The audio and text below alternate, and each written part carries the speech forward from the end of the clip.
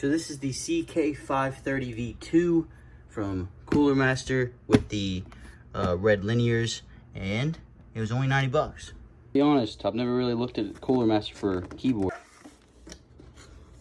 Okay, so here's the keyboard. Looks pretty good, but here's the wrist rest. It doesn't attach, it's just like a foam piece, but it actually is really comfortable, not gonna lie. The feel of it is plastic, so I mean you're not gonna be moving like this anyways, but it is a little bit of plastic, and the cord is rubber.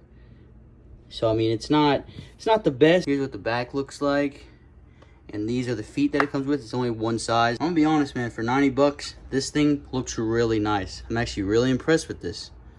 The RGB on this thing looks really good. It actually looks like the, what's it called? The Apex Pro.